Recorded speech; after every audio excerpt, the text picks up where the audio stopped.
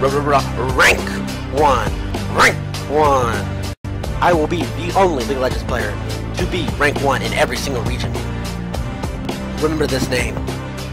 Ladies and gentlemen, my name is Mickey C and I am back, and I bring to you another League of Legends video, another one of those build guides, and today we got a very special one. We're going to be doing it on the guy who is currently rank 1 in North America. Yes, rank 1. The champion he plays the most is Diana, so it's going to be a Diana focused build guide. His name is Arcsecond and he does have a stream, link in the description. He does stream very often, so like 10 hours a day sort of thing. That's what he's been doing over the last few weeks, so definitely go check him out, especially if you play in the mid lane. He doesn't just play Diana, he plays a lot of champions, but Diana's just the champion he plays the most. So his main account is rank 1 as I said before, but he hasn't really been playing on it simply because he's rank 1 and he can't rank up any further. So he's got a Smurf account known as Arc Minute, which is currently ranked 211, so very close to Challenger. It's currently Masters, and he's played 110 games on this account with a 65% win rate on Diana, and on his main account he has played 168 games on Diana with a 67% win rate. On both accounts Diana is his most played champion, so without further ado,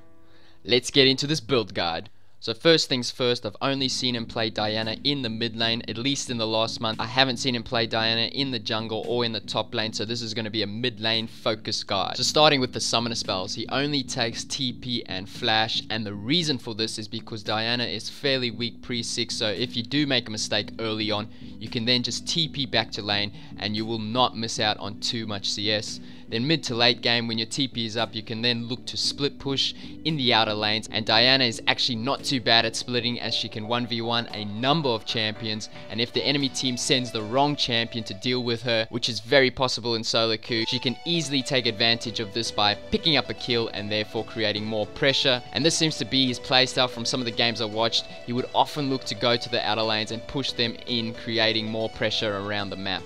So now onto his runes and masteries, and we'll start with his mastery page. So he takes a pretty standard Diana mastery page, 12-18-0, with his keystone mastery being a Thunderlord's Decree. So this is a page that most Diana players would take, so you guys can just pause the video and copy it if you want to.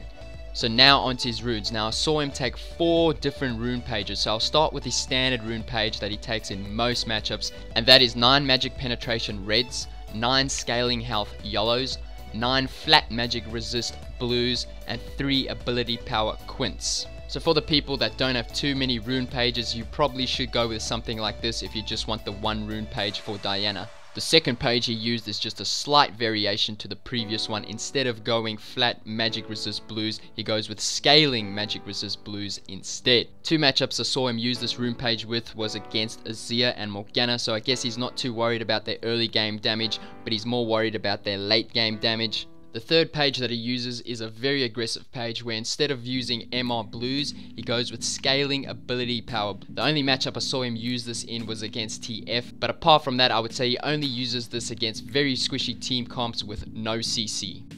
Finally, he uses this page against AD matchups, so magic penetration reds, flat armor yellows, scaling ability power blues, and then the 3 ability power quints. This would be against matchups such as Zed, Yasuo, Gangplank, Riven, to name a few. Now onto his item build. So his starting items would always be a Doran's ring and 2 pots and a yellow trinket. This is pretty standard on Diana, so nothing too special here.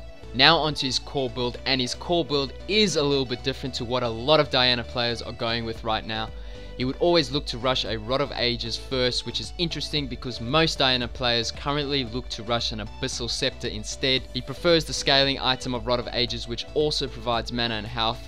Next he would look to get a Nashor's Tooth, and then his boots would either be Boots of Lucidity for the CDR or Merc Treads if the enemy team has a lot of CC. He doesn't really go with any other boots apart from these. His core build is definitely late game focused, so early on he would be looking to farm up to get to these items as quick as possible. As for his final build, it would be something along these lines, so Rod of Ages, Nashor's Tooth, Boots of Lucidity, Deathcap, Zhonyas, and a Void Staff. He pretty much goes with this build like every single game. I haven't seen him go with any other items. The only other item I saw him go with was Lichbane, but he actually bought that just before the game ended, so he probably wasn't going to buy that anyway, so he pretty much only goes with these items. They may come in a different order, such as rushing the Zhonyas before the Deathcap or the Void Staff as a third item, but it's pretty much always going to be Rod of Ages into Nashor's Tooth, get your boots, and then these 3 items to follow.